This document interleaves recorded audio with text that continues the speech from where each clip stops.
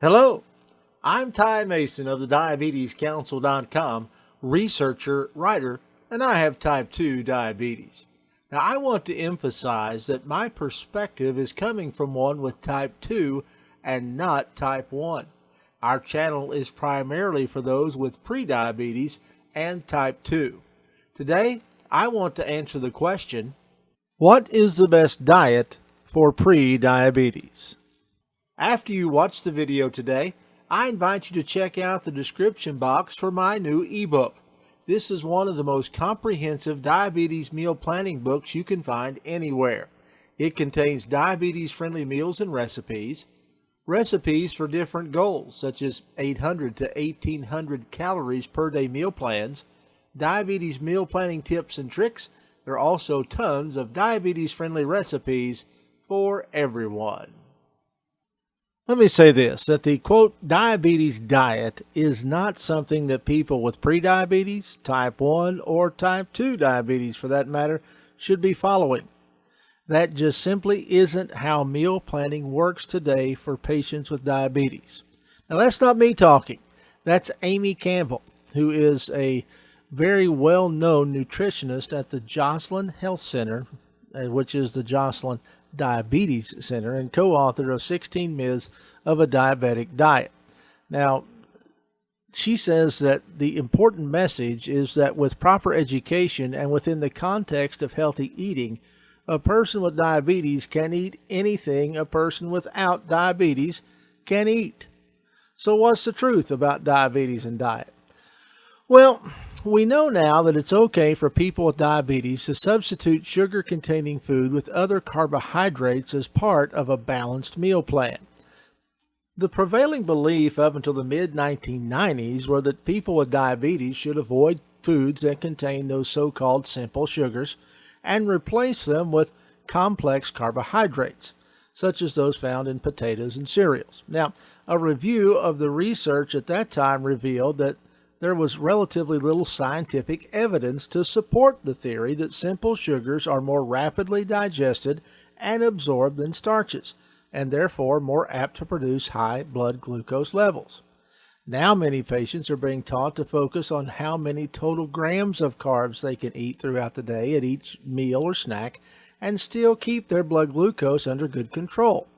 Well-controlled blood glucose is the top priority, because other research studies have concluded that all people with diabetes can cut their risk of developing diabetes complications such as heart disease, stroke, kidney and eye disease, nerve damage, by keeping their blood glucose as closely controlled as possible. So what does this mean? Well, this means that a person who has worked with a dietitian and a diabetes treatment team to figure out how many grams of carbs they can eat throughout the day can decide at any given meal what they will eat. Now, those with diabetes who are not on insulin need to focus on keeping the amount of carbs they eat consistent throughout the day. Those on insulin can decide both what and how much to eat at a given meal, as long as it doesn't exceed their total allotment, and then adjust their insulin accordingly. Campbell says there aren't any foods that are off limits. Rather, one just needs to learn how to spend their grams of carbs wisely over the course of the day. Frequent home blood glucose monitoring is then used to keep track of the effects of meals and activity levels on blood glucose. They work with their healthcare team to make adjustments in their food intake, their physical activity, and medication to keep their blood glucose as close to normal as possible. So what Campbell is basically advocating here is a carb counting diet.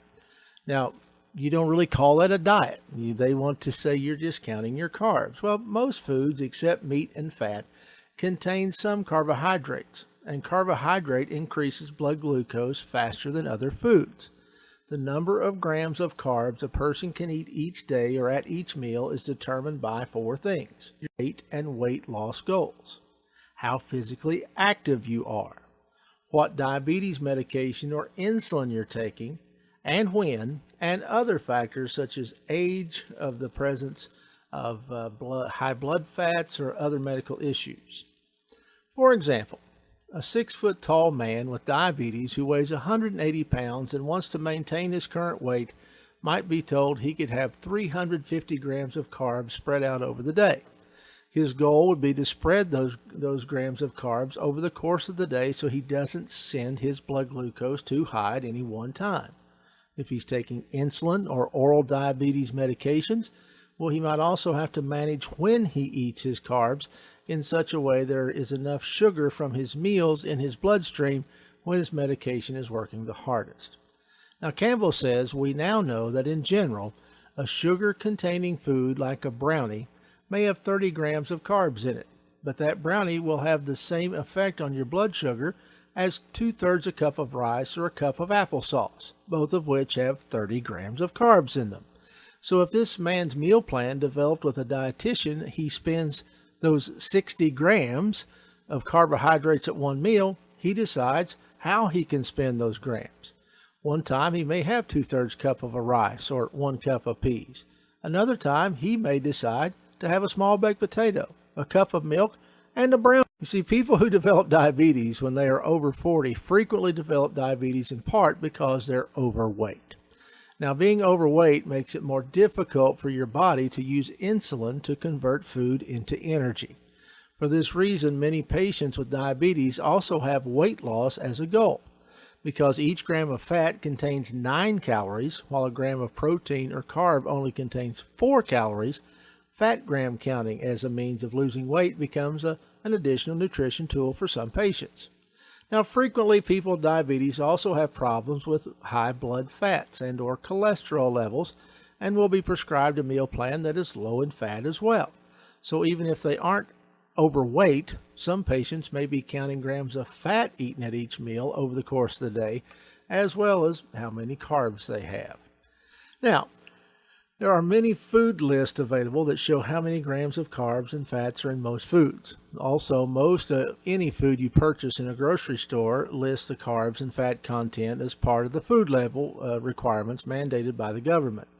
This is not really a do-it-yourself project.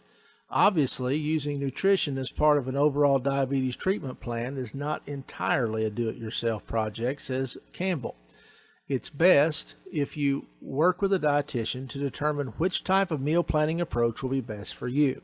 But then the rest of it is pretty much up to you, she adds. You get your meal plan budget and you decide how you spend it at each meal. And just like people without diabetes, you need to eat a variety of foods in order to stay healthy.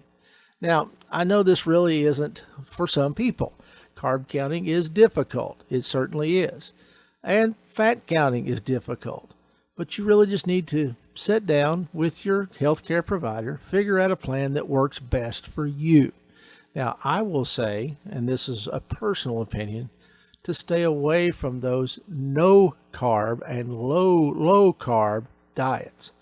Because what's going to happen there is you're going to get a lot of fats into your system and throw things out of kilter. You'll lose weight, and yeah, you may lower your blood sugar very well and may actually get to the point where you cannot take some of your medication. But it will get you in the long run with your kidneys and other functions. That's just a personal opinion of mine. You talk to your doctor. You do what's best for you. There is no diabetes diet. You do what's best for you to control your blood sugar, and your situation is unique than from everyone else. Don't forget to get my new ebook, and please subscribe to our channel for many more videos like this one in the future. I want to thank you so much for watching. I'm Ty Mason.